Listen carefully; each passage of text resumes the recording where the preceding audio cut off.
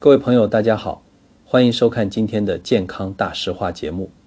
很多人来问我，张院长，到底什么样的晚年才叫幸福？是不是退休金存得越多越好，还是儿女越多越好？今天我不想跟各位讲那些虚无缥缈的大道理，也不想用艰涩难懂的医学术语来忽悠大家。我们就从最现实、最残酷，但也最真实的安养院视角来聊聊人生最关键的这10年，也就是55岁到65岁这个阶段。这10年是我们人生最后一次大规模的盘整期，是你从中年步入老年的过渡期。这10年的决定将直接影响你未来20年是在享福还是在受罪。很多人以为养生就是吃那些昂贵的保健食品，或者是去公园练练气功、甩甩手。我告诉各位，那些当然要做，但那些只是皮毛，不是根基。根基是什么？是你的心和你的劲要匹配。我在安养院这么多年，看过太多身体硬朗但心里苦的长辈，这就是所谓的病由心生。很多时候，人的晚年凄凉，不是因为没饭吃，而是因为心悬在半空中，没有着落。各位手里辛辛苦苦攒了一辈子的积蓄，在这个关键的10年，千万不要只会盯着银行存折上那一串冷冰冰的数字看，那个不叫财富，那个叫死钱。你得学会把这些死钱变成能够保护你性命、维护你尊严的活水。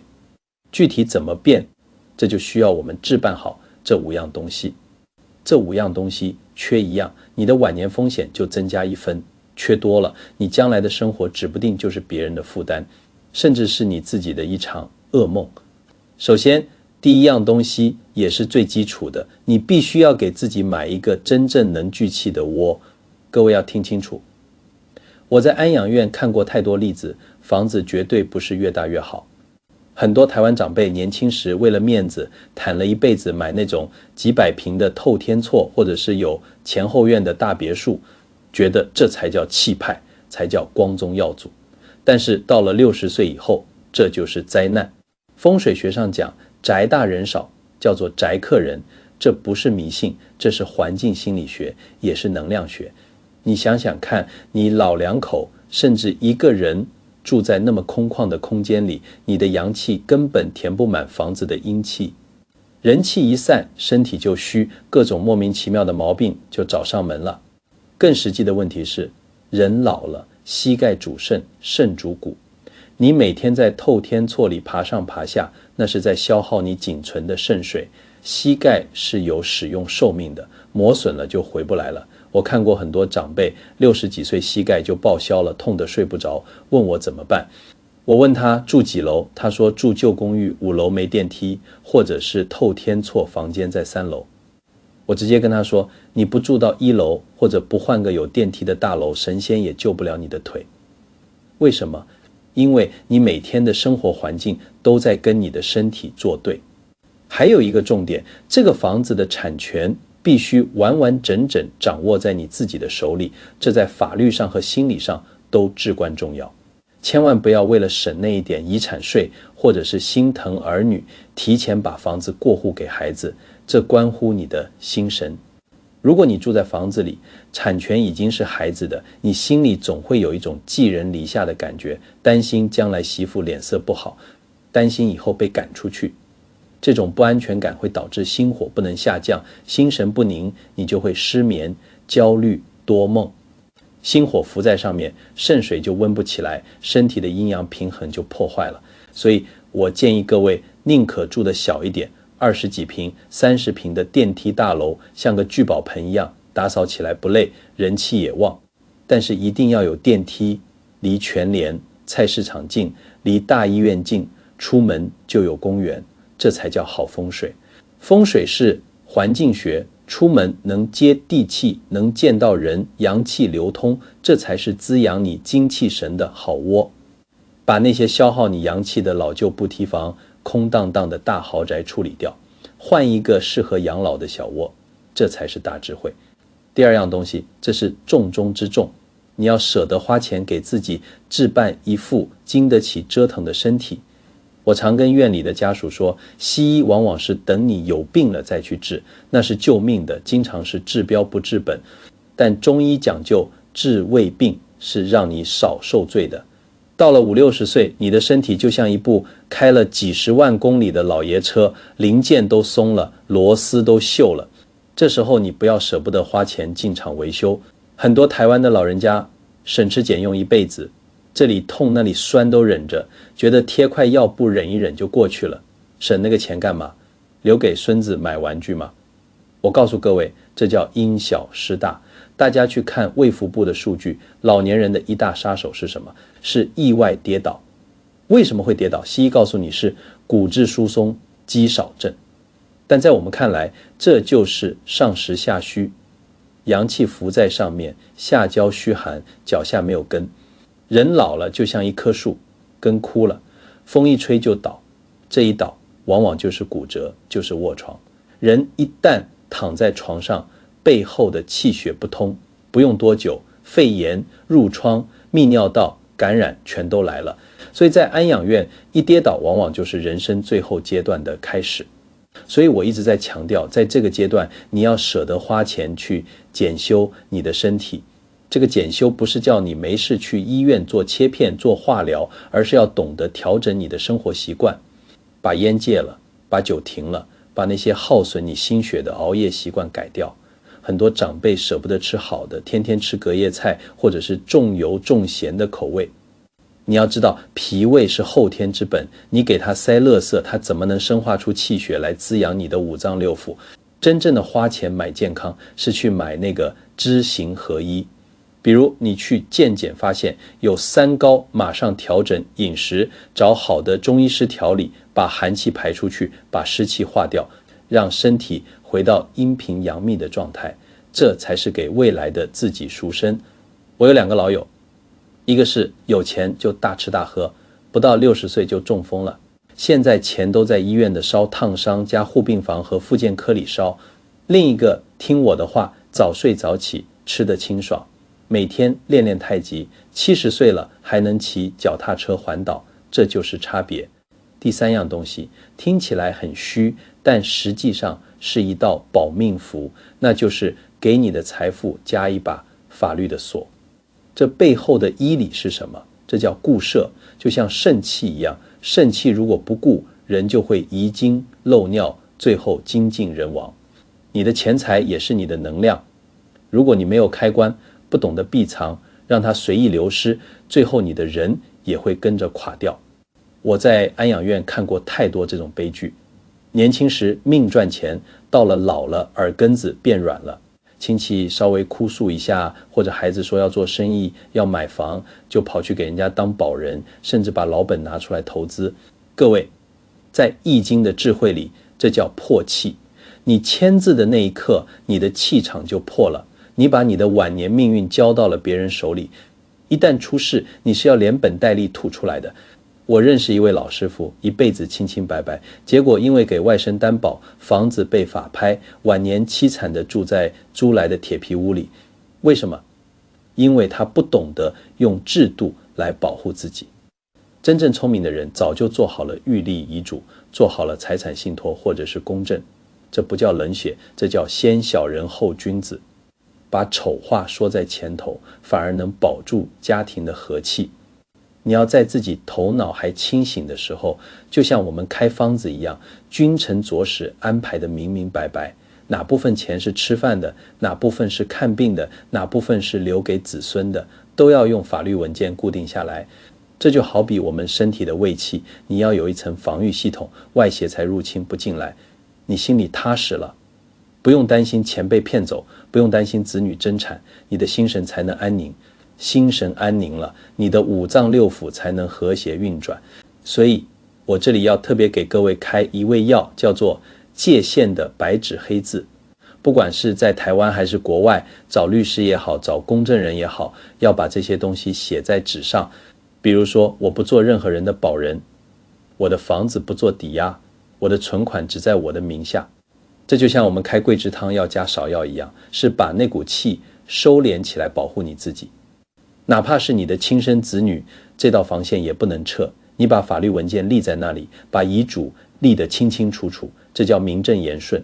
中医讲阴阳平衡，你如果不把这些界限划清楚，到时候亲情就会变成算计，那就变成了阴时，那是会长东西，会要命的。再来，第4样东西，我要讲的是关系的去湿存燥。各位知不知道很多50、60岁的人为什么一身的病？我看很多都是湿气太重。这个湿不是天气的湿，是人情的湿。我在临床上见过很多嘴里挂着我都是为了孩子，结果呢，把朋友都丢了，兴趣也没了，整天围着孩子转，孩子反而离得远远的。为什么？因为土克水嘛。你的爱太黏腻了，像湿土一样把孩子的肾水都克制住了，让他们透不过气来。还有一种人不敢拒绝，怕孩子不开心，怕亲戚说闲话，把钱、时间、尊严通通送出去。从中医讲，这叫思虑伤脾，忧郁伤肺。你心里全是委屈，只能对着墙壁讲，这就是气郁结在胸中，久了就是肝硬化，就是肿瘤。所以我跟各位说，一定要买一个清晰的边界。孟子讲老吾老以及人之老。这第一层意思是先安顿好你自己这个老，这就好比你的心脏是君主之官，心脏如果也没力了，手脚怎么可能热起来？你自己活得像块破布，拖着一身病痛和怨气去照顾别人，那不是行善，那是散播负能量，是在培养别人的依赖心，是在害人害己。到了55到65岁，是你们重新整理人际经脉的时候，你要把这3条经络打通。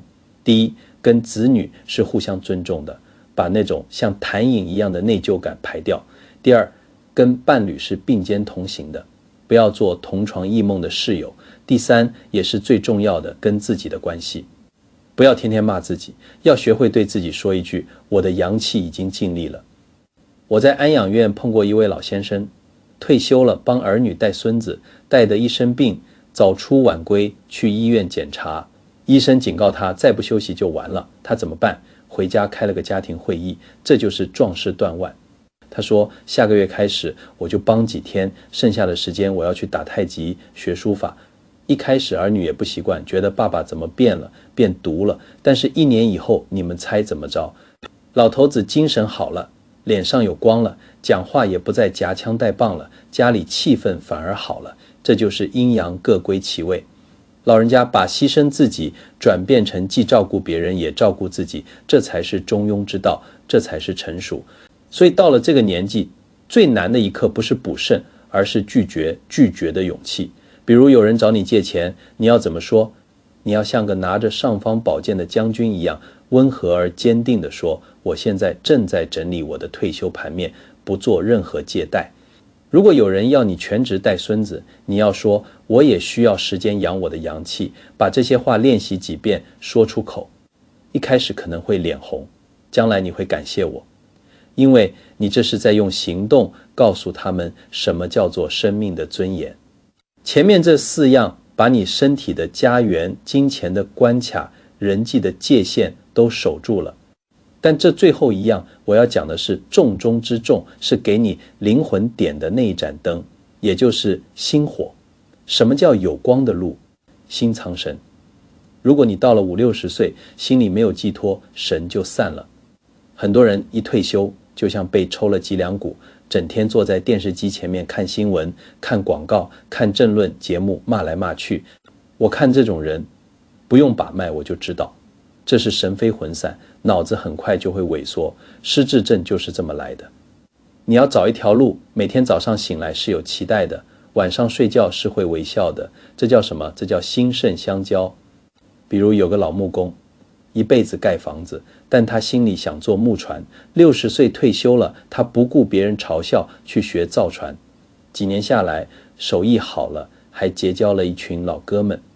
等到那个小船下水的时候，他站在码头看着船在水上晃，讲了一句很有哲理的话，年轻时盖房子给别人住，现在造船自己做。你看这哪里是造船，这分明是在通他的任督二脉，他跟自己和解了，跟时间和解了。这就是有光的路。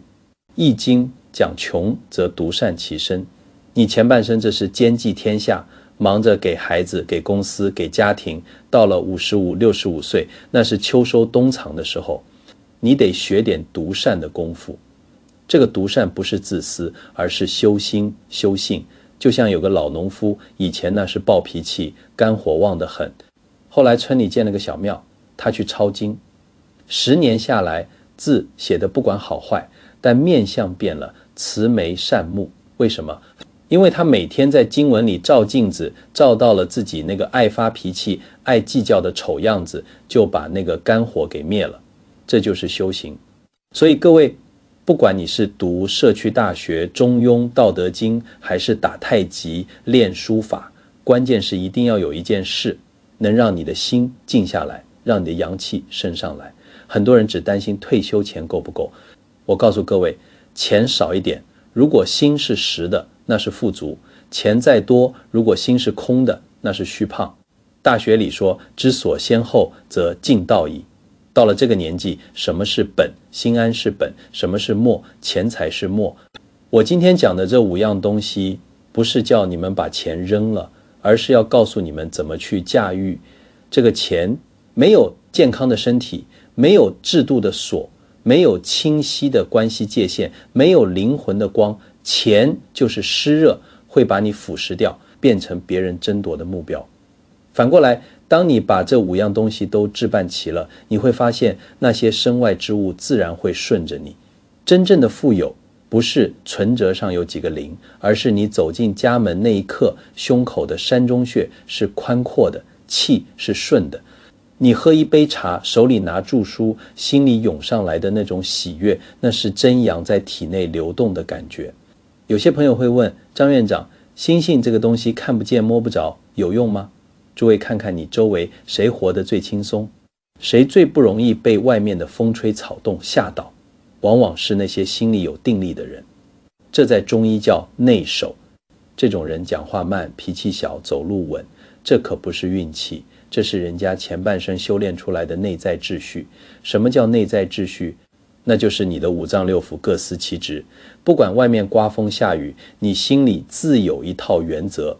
别人说一句，你不会乱；别人情绪上来，你不会跟着起火。你的心要像一口深井，越深越静，这样的心晚年才能真正的离苦得乐。现在的心理学还有很多人整天在那喊命苦，我在安养院看着，我就跟他们说，你这哪是命苦，你这是心苦，是心病。这在中医叫什么？叫神不守舍。你看有的人住着大房子，就因为隔壁邻居说了一句不好听的，他能郁闷好几天，饭都吃不下。这叫肝气犯胃。木克土嘛，子女明明很孝顺，他非要自己在那胡思乱想，担心这担心那，这叫思伤脾，脾气一伤，全身无力。这样的人，你给他金山银山，给他吃再好的补药，他也补不进去。为什么？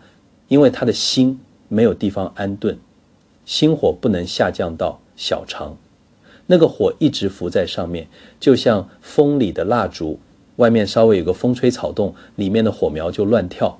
所以说，在55到65岁这个阶段，我也给诸位开个方子，不是药方，是心药。你可以做一些看似不起眼，但是对恢复心性特别有效的事情，比如每天留一点时间给静坐。我不是叫你去修仙，去练什么气功，而是让你静下来，让那个浑浊的念头沉淀下去。这就像一杯混水，你一搅它就混，你一静它就清。清了以后，上面的叫清阳，下面的叫浊阴，这就分开了。这种平稳就是你的定力。